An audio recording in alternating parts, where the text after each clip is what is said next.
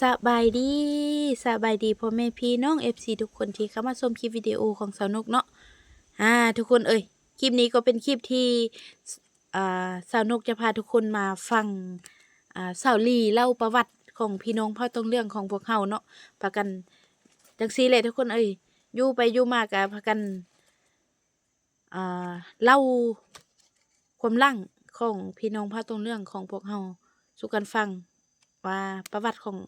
ไปมาของเขาเจ้าเป็นแนวใดหั่นน่ะตั้งแต่ตอนอันบ่ทันได้พอกับพวกเฮาว่าผู้ใดเป็นคนลาวผู้ใดเป็นคนเผ่าตองเรื่องหั่นนะมันที่ไปที่มาของเผ่าตองเรื่องของพวกเฮานะเนาะ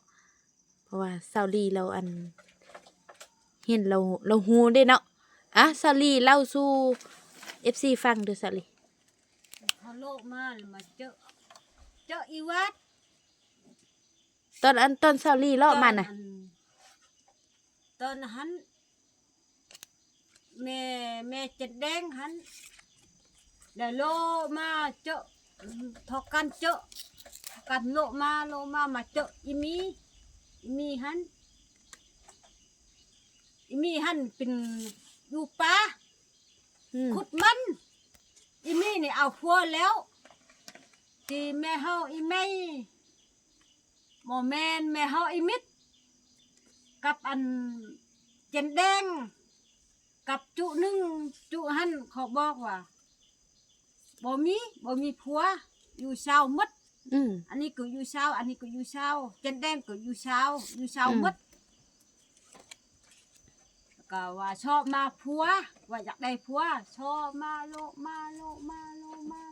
มาปุอันอีมีกับอันเขาว่าขึ้นตุแลนหันตกนั่นมันคือผู้ลาวหันว่าติมูกันหันว่าชอโลไปพวกอยู่ป่าอันพ่อของอันเบ้าคำน้อยนะเป็นคนลาวแม่นแน่อันมีหยังเกาะชื่ออันชื่อหยังเกาะชื่อ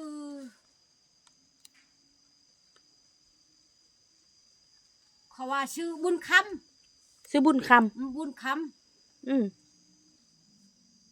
คำแล้วเอาเมียอีมีหันเดี๋ยวยังลูกบักคำน้อยบักชมกับ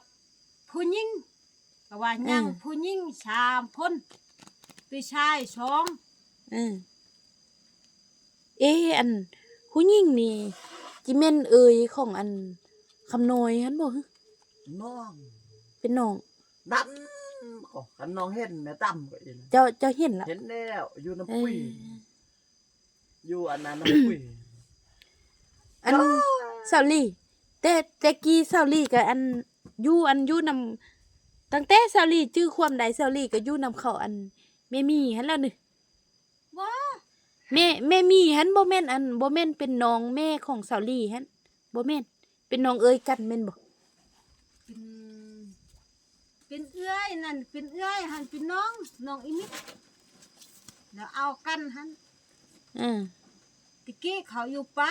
เขาโลไปขุดมันขุดอ้นขุดตู้เนี่ยเขาจกปูจกป้าไปเจออีมีเดี๋ยวนอนลูกตื่นว่ามีเขาเบิ้งอันแม่เจนแดงนั่งลูกตื่นนั่งพุ่นตกแม่เฮาอีมิดลูกตื่นพอซ้ำนี้พอยงซ้ำนั้นบ่แม่นซ้ำนี้บ่ซ้ำนั้นพอยง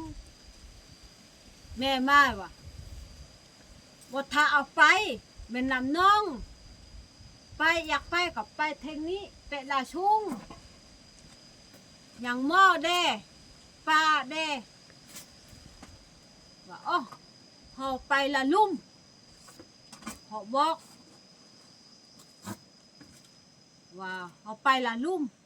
ลูกตื่นแกมชงแกมทง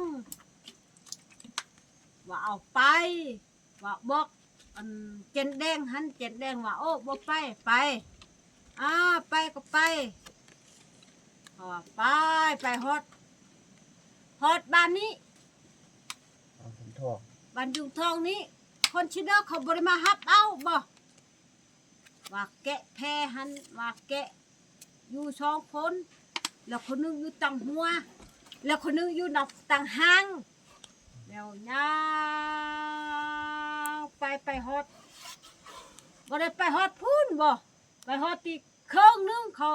ผู้หญิงควักบนลอนข้ามไปพุ่นแล้วไปเอาเขาอย่าชูบแต่งัวเกลือหมักเพชร ก็สร้างผ้าให้เธอเนาะ นั่นแหละ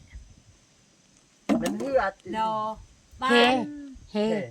ตะกี้เขาเฮ็ดอันสายดึงหาวอะแปลว่าเขาดึงสายค้ามอันนำได้ยินเขาเว้าอยู่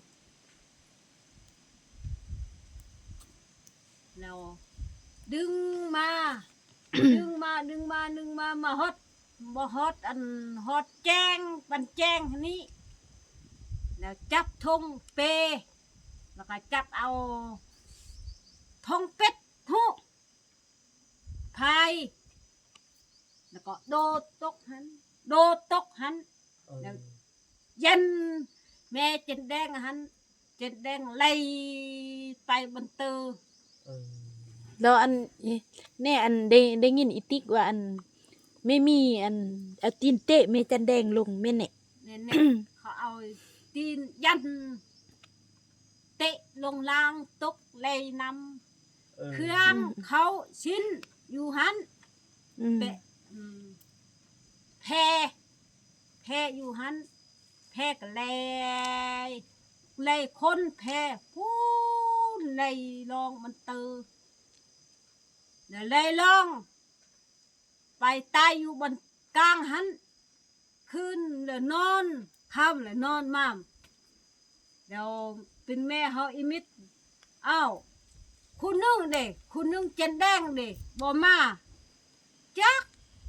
บ่เห็นแล้วก็ไปนำกันพอกันมาบ่เห็นมาจักบ่ฮู้บ่เห็นไปสิเด้อแม่เฮาอิมิตบ่เว้าแม่เฮานอนลุกตื่นเอาทหารขอสืบมานำหลังขอสืบมาเขามาเว้าซะเจนแดงหันเขาโลดทำบ่มีบ่เห็นนำทำเบิ่งอีมีหันสำนั้นเขาออกมาเขาเว้าบ้านนี้เขาว่าบ่เห็นตาบ่เห็นอยู่ที่จุนั้นเขาอยู่